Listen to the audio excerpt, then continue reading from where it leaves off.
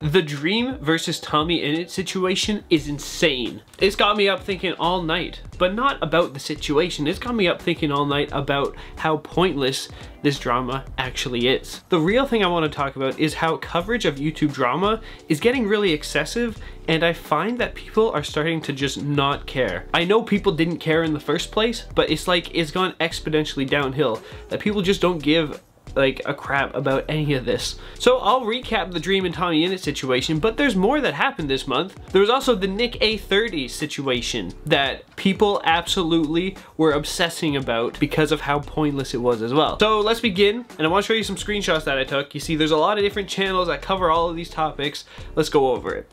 Okay, so first off, we got Tommy Innit. He made a video called Dream, where he talked about Dream's wrongdoings. Let's watch a little bit of this video, like a couple seconds. We're not gonna watch the whole thing. Let's take a peek at what he had to say, just a little peek, okay? A few seconds.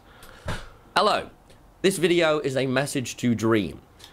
That's all you need to know. This video is a message to Dream. He goes over a bunch of little petty things that Dream has done, you know, not taking accountability for his actions, contacting his mom, you know, a whole bunch of stuff. And this all happened because of this tweet from Dream, where he put, Dream SMP stance, growing up or becoming an R-word Tommy Innit fan. Now, obviously the use of that word isn't really acceptable in today's time anymore, which is very understandable. I don't condone using it, but this video is what sparked that. You made a whole video based on a tweet, so it was all this drama. And then Dream posted a video called I'm sorry, but not to Tommy Innit, where he apologizes for the tweet, but then he goes into stuff, you know, problems that he has with Tommy Innit instead.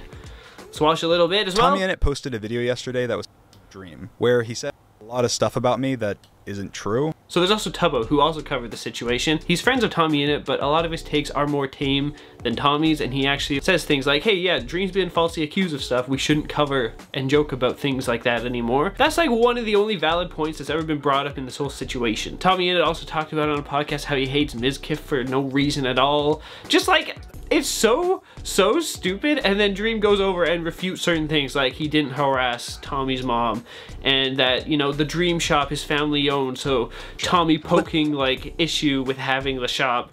The difference between me and you, I put effort, my absolute best, into all these new things. I'm gonna talk about my brilliant podcast. Yeah, that's another thing. Oh my god. Dream then calls out Tommy Innit for being like promoting a bunch of stuff in the Dream video. Like he promoted all the stuff he's working on at the end, just using this situation to do all this. Do you not get a headache listening to my recap of all this? Because I get a headache trying to explain it all. How long have I been doing this? Almost 5 minutes here? Like, the whole situation is completely pointless. But I want to show you something that some YouTubers on this platform take with this situation and do to it. It's mind-blowing to me. Now, I'm not calling anyone out by showing these screenshots. Some of these YouTubers that I'm going to show, I actually am subscribed to and watch some of their content, so this is not meant to call out people, but it is meant to show how ridiculous this is, right? Like, this channel here, the Dream Tommy Innit situation just got worse. 35-minute video covering all of this. I pretty much said the most important points you need to know in 5 minutes. But this channel not only has a 35-minute video about it, it also has a 1 hour, 33-minute video on it. Now, I think these are like archives of live streams, but still, an hour 33, and then you look at the views, people for some reason watch these kind of things, like 500,000, damn. Here's another channel. Again, these are channels that I also watched, okay? The Dream and Tommy Innit situation. 30-minute video. How? What is the video about? How can you stretch this topic to be 30 minutes? And then another one, this one here. The Dream and Tommy Innit situation just got worse. 29 minutes long? How are you guys covering this stuff in half an hour? Like, it took me 5 minutes to cover the big points. Now, in the last month, that's not the only situation that's absolutely pointless, but the fact with this Dream Tommy Innit situation is that I've noticed people don't really care, okay? This is the comment section on one of these channels. This is the pinned comment, I don't care.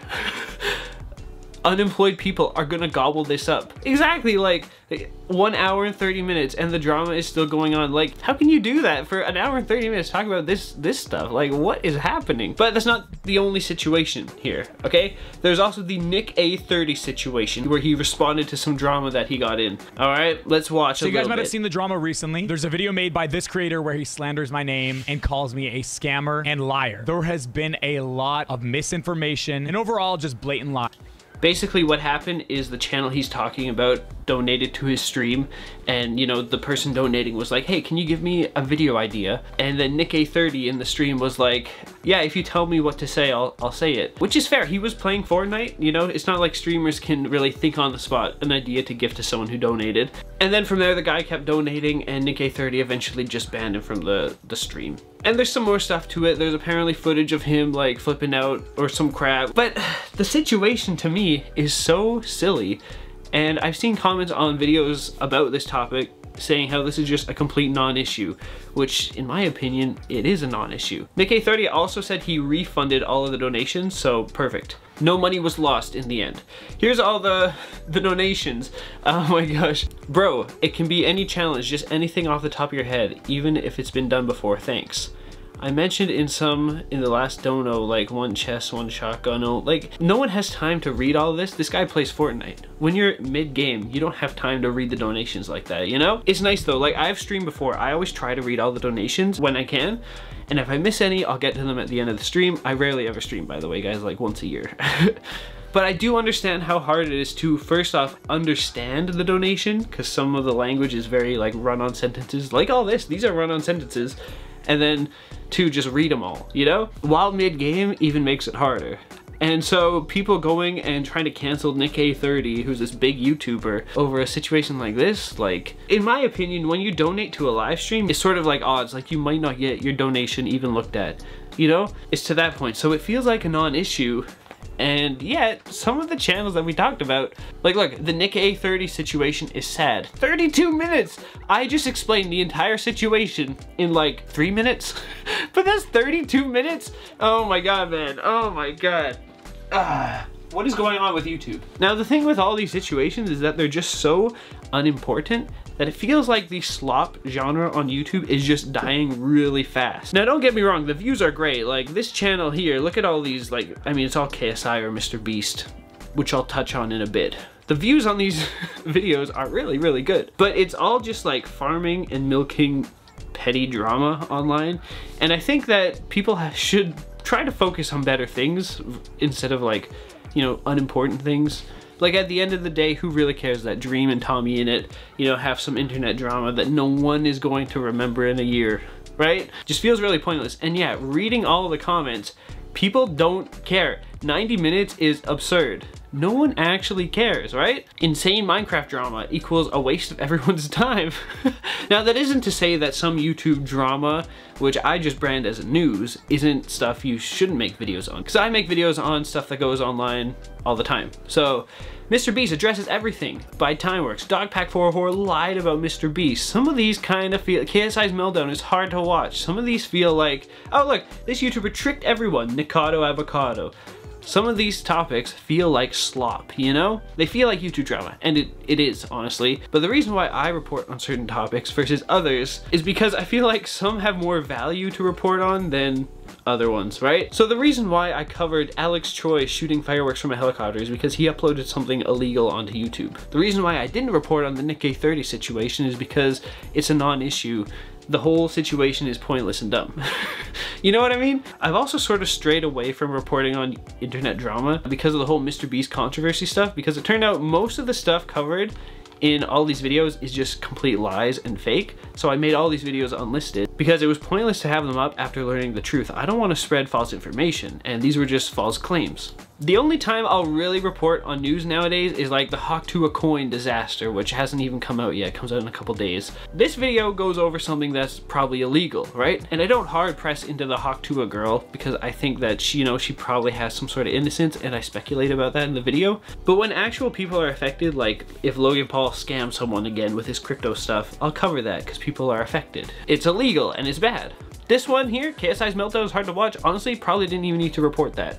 But I did want to report on the meme of Thick of It, because that was pretty big. Nikado Avocado, that one was just more meme and kind of interesting because it wasn't really affecting anyone else. It was just on its own an interesting topic. This one here, Sniper Wolf doxing Jax Films. That was illegal stuff going on YouTube, and I feel like as a creator, I should probably call out other creators who are doing bad things. But Dream versus Tommy in it, when it's just pointless beef, with each other, no one really cares. Unless you watch the Dream SMP, it probably matters to you then, but aside from that, no one really cares. So I just feel like slop content on YouTube is dying. And again, I don't mean to call out certain YouTubers for covering this stuff, even though it's like 30-minute videos. These creators I subscribe to on my own as well. I watch some of their videos, but I did want to cover this and voice my opinions because I feel like we need to move YouTube into a more positive place. Covering negativity on YouTube for no reason, you know, why focus on that when you can focus on good things? That's where I'm coming from. So let me know your thoughts down below. Do you guys like slop content? Do you want me to make more slop? It's not gonna happen, but let me know.